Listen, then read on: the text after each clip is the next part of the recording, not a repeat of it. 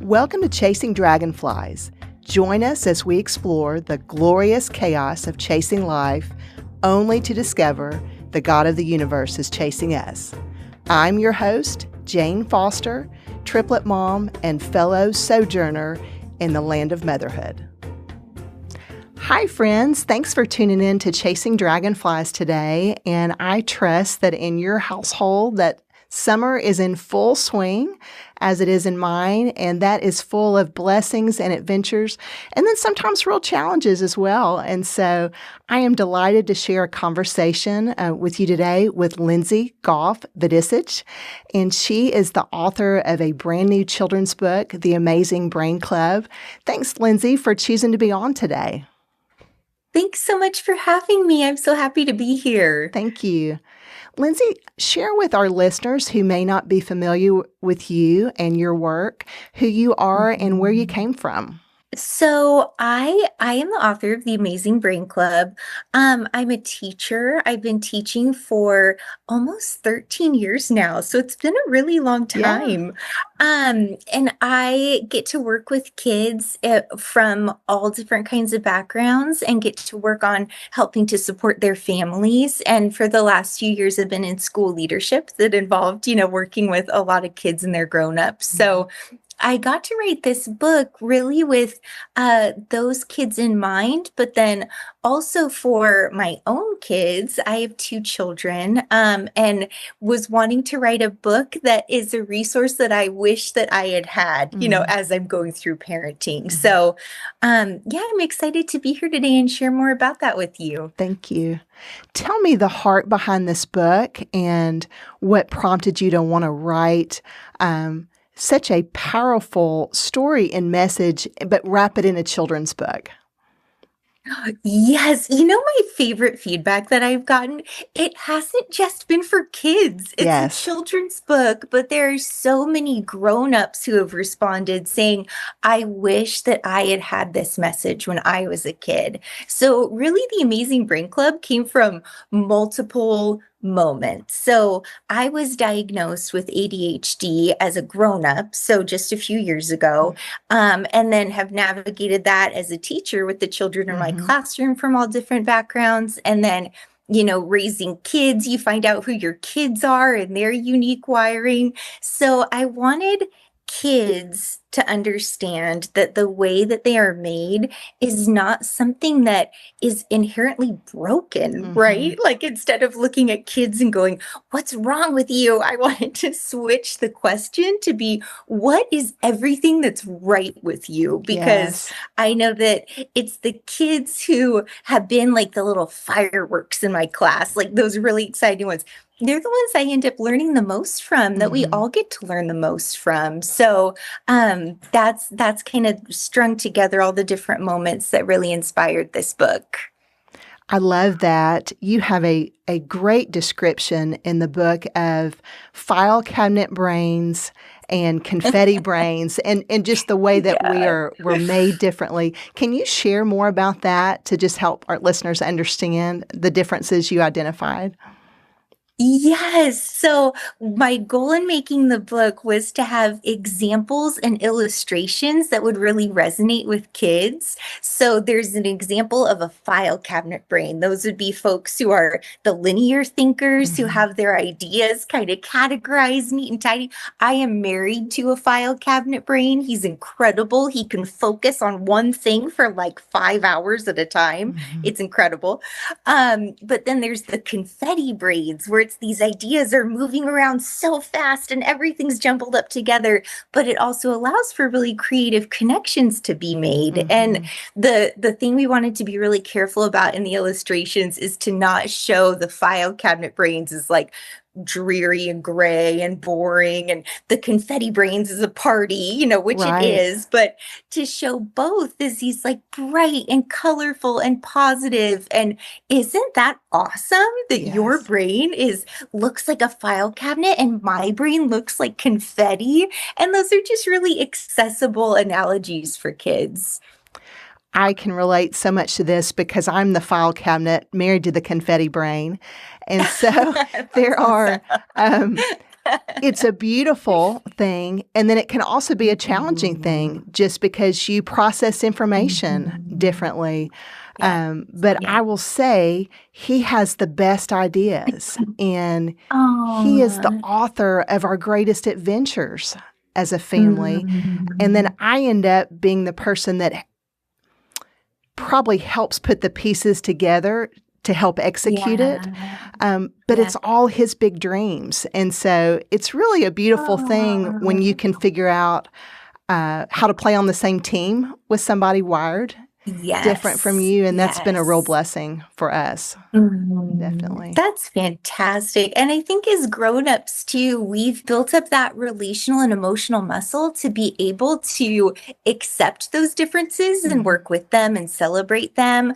But I've noticed that kids often need to have that support and have it explained to them. Here's how we look at another person who's different from us and see what are the incredible strengths in that person. So that was a hope that I had, that the Amazing Brain Club isn't just for kids who are neurodiverse. It's for kids who are all types of wiring, and to say all of our brains are amazing, and let's have that attitude of compassion and understanding for how everyone's different brain is wired.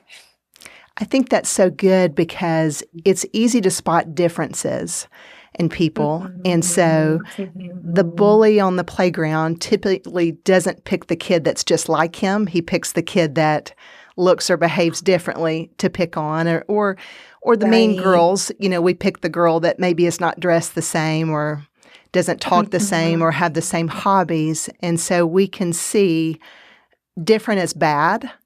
Instead of being able to look for what's the value in that and what is there to celebrate in the different wirings, because God says everything he made was good. So I think your description of confetti or file cabinet is so much more fun than neurodiverse and neurotypical, not just for kids, but even for adults to be able to describe that with each other.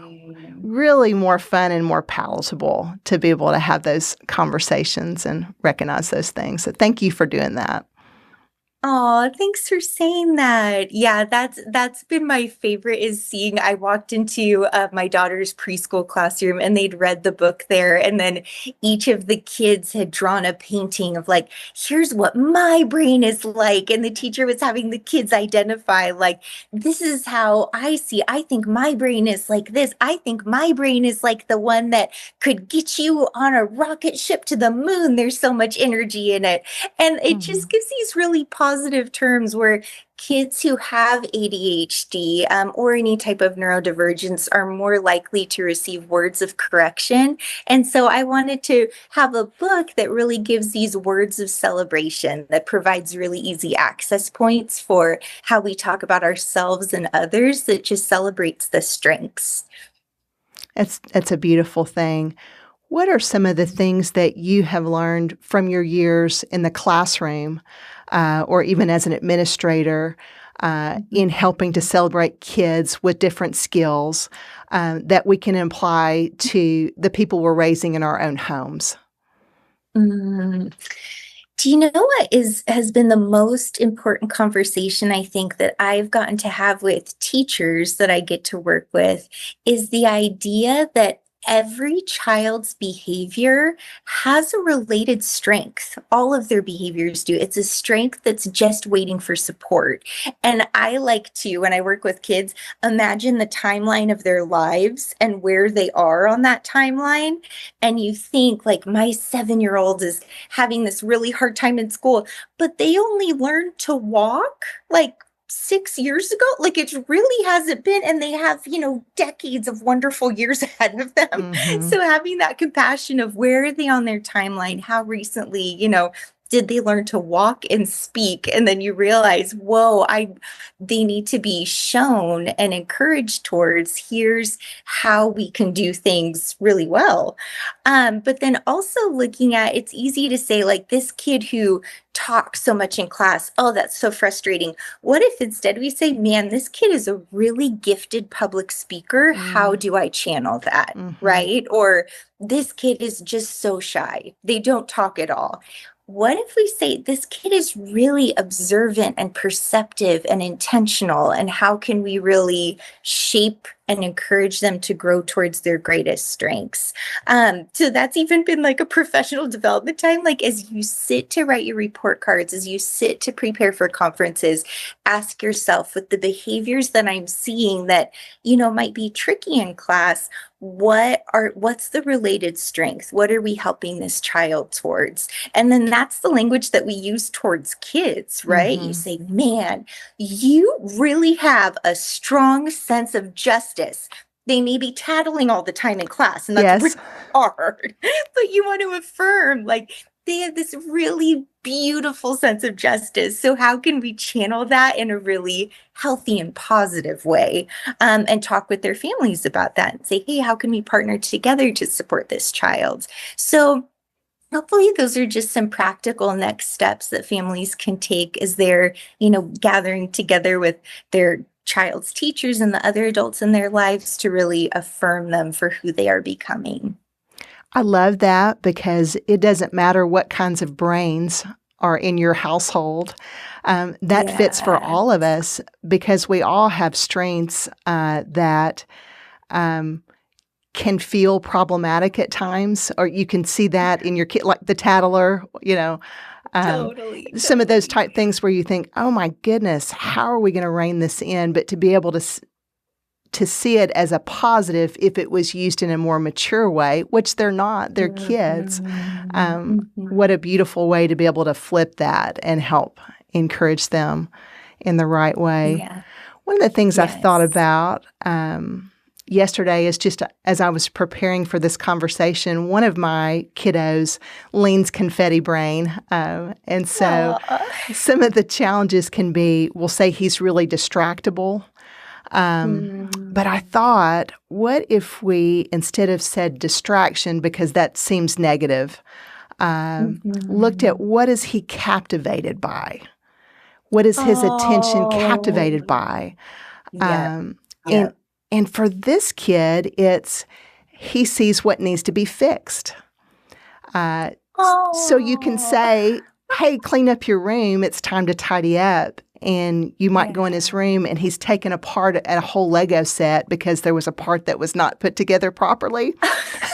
Like, please just make your bed and pick up the dirty clothes. That wasn't what I had in mind. But he's captivated by, what can I fix in my environment? And then that sometimes becomes a barrier to what task is next. So I'm learning with him, and your book helped me to see that maybe in a more positive way, to call out the good part of that, not the frustrating part, because sometimes the timing of this is not ideal on what he's wanting to fix and what needs to happen with the rest of the family. Right. And what an honor to be one step out ahead from these incredible kids, right? Go, okay, I want to approach this with curiosity and have that override the frustration, which is really hard to do. I don't want to make light of that, on the parenting side, because there are some really hard moments. But to say, okay, can I lead with curiosity and really wonder, how is my child wired? What's the strength here? And then what are practical things we can do to support them in growing this strength? So do we need a parking lot on the dining room table for the Lego set that we know we're going to be captivated by? Right. And you get to come back to this after you're captivated by making your bed. Yes. But working with that, and helping to develop those skills. I find too that I often have to narrate for my son, here's what I need to do, or I'm very sensitive to noise. So like in our house, if I've got both kids talking at the same time and there's a show on and that, it gets really overwhelming for me. And so what I've noticed is that what my kids will do when they get overwhelmed by sensory things, it's like you scream and have a meltdown, right? And so Sure. I get to model as a grown up, like, I'm going to politely ask for a quiet moment. Like, mama's feeling really overwhelmed by all of the noise going on. It feels like a traffic jam coming into my ears because I can't tell what I need to be paying attention to. And that makes me get really anxious. So can we please turn off this? But just to narrate that out loud so kids are seeing, oh, here's like how a calm, regulated grown-up will handle this. And we don't hit the mark every time, but it's the modeling the best that you can, inviting them into your thinking, because I'm further along in my timeline than them. I've had more time to practice. I love that because sometimes we take for granted that they don't know what's going on with us if we're having a stressful moment. And so I love that you said narrate, because if you can explain that out loud and just say, I need a timeout for a moment, and then I can come back to this. Maybe it gives them permission to do that too if they're feeling overwhelmed, whether it's sensory or something else that they're doing in the moment that's hard for them to push through and still function and focus best. So I love that. So helpful. Yeah, it's so helpful. And it cracks me up too, because it's very cute to hear like my 4-year-old saying, I need a quiet moment. she will use that language. She sounds so mature to be able to say that at 4. Exactly. How do you help confetti brains be able to maybe stay more focused with the follow through of a task without it being we're getting onto them, we're nagging them, without it being such negative language around the follow through? Does that make sense on it absolutely does. Yes. And what's so interesting is that every kid is just as different as grown-ups are, right? Like not one approach is going to work with each kid, but some things that I found successful in the classroom and in parenting is that sometimes it can be breaking tasks down into smaller chunks so it's less overwhelming. Also tag teaming together, having a mirror person there working at the same time, even if it's a different activity, like, hey, you have your schoolwork that you need to do, I have my work that I need to do. Let's sit and do this together. And just the focused energy of someone next to you also working can really help. That's good. Gamifying things, right? Like, we're going to try to beat the timer. We're going to do this. A lot of times I've noticed it's the mental energy to get started that can be so hard. So if it's getting the ball rolling by, it's going to be a race, it's a game, or let me make this less intimidating by breaking it down into little bitty steps that you can check off and get momentum. Like, oh, I beat this. I can do it. I still use that as a grown-up for myself. That's good. Always have timers going, which is so funny because my husband will be working at home and he's got like his, he's able to focus without any support, and I've got my timers going off all over the place, but it's what helps me get started on big tasks. So every kid is different, but it's worth trying out a few of those strategies to see if they might help. I love that. It's so practical and it's tangible because they can see the timer counting down, and I want to finish the race of whatever I'm doing before the timer buzzes. So totally. Good competition there. Yes. And knowing that there's really fun things coming, we try to pair stuff a lot in our house. So it's like, first make the bed, then we're going to get out this, like just that first then language. So, like this task that feels so daunting has something really fun on the other side to keep us motivated. Absolutely. in reading your book, I thought it's a great way to describe different brain wirings, but it extends even beyond that, just in being able to celebrate differences in the people around us and value their gifts and talents when they're different from ours. And you have a part where you kind of compare this to the body of Christ. That's kind of how I read it, that we're all essential. There's not another Lindsey. There's not another Jane. But we don't do the same things. We don't work in the same way. We don't have the same contributions. So would you share some of the mindset behind that with this book?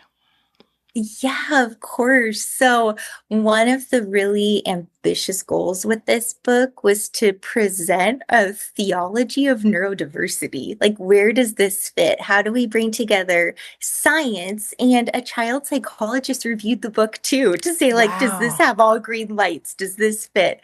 That was something amazing the publisher did. But then where do we also pair this with our faith and our understanding of who God is? And I loved the body of Christ metaphor because it's such a kid-friendly, accessible analogy for talking about how all of us who love Jesus have a different role to play in the body of Christ. And in the actual passage, it's talking about like different parts of the body aren't saying to each other, like, hey, eyes, why can't you do what hands can? And that's what's, also shows up in the book too. And so I loved bringing together those ideas. Like, there's so many resources out there that help kids with their self-esteem, that are general, like confidence boosting self-esteem resources.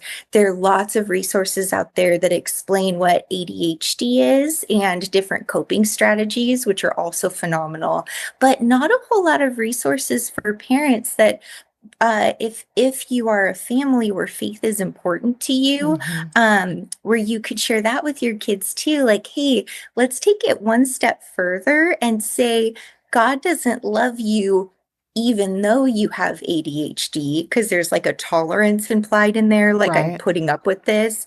Instead, let's say, thank God you have ADHD because your wiring shows us parts of who God is that we wouldn't know if this wasn't how you were wired. And of course, that applies to outside of ADHD, but just that, building off that idea that we all have an important role to play. And so I hope that this impacts how kids understand God's perception of them too. I love that because they're not broken. He did that on purpose. So diagnosis or no diagnosis, they are fearfully and wonderfully made. And so it's a beautiful description in your book of how to look at this and how to celebrate all different people and all different brains. So kudos to you. Thank you for sharing that. Oh, thank you. Thanks so much. Lindsey, I want to ask you, what do you want to be known for? And I like to ask people this a lot of times concluding a podcast, because I think most of the time it's not the things that we would maybe put on a resume to get the next job. It's the things in our life that are most precious that we want people to take away from their experience of us. So for you, what do you want to be known for? Oh, that is a great question. Could I say two things? Absolutely. For answering? Okay. So 2 things. One is raising kids who know that they are loved, that God loves them, and that they grow up to love God and love others. That would be like but that is what I hope I am known for, is just, and any parent, you just like love your kids so much. So that would be like the number one thing.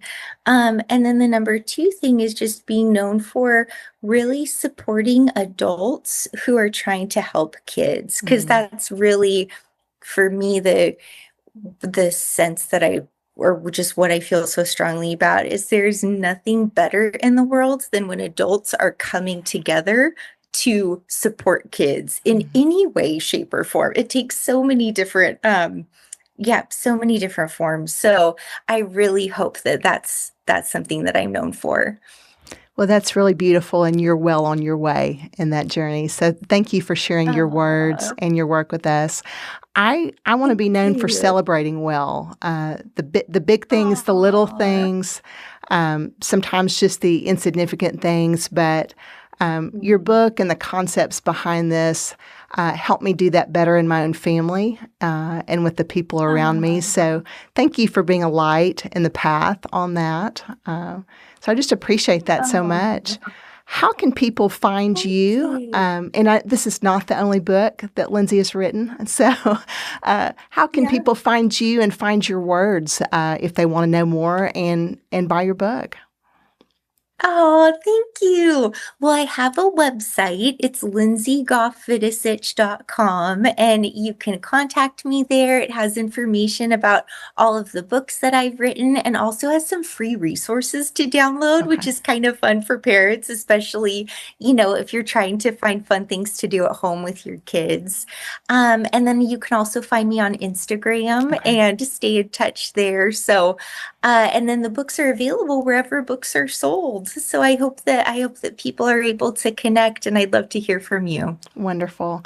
Well, we'll put all this in the show notes, listeners, so that you have some tangible places to reach out to Lindsey and find her work and learn more. So thank you so much for sharing your time and your talent today. And listeners, find something to celebrate and go rock the Casbah.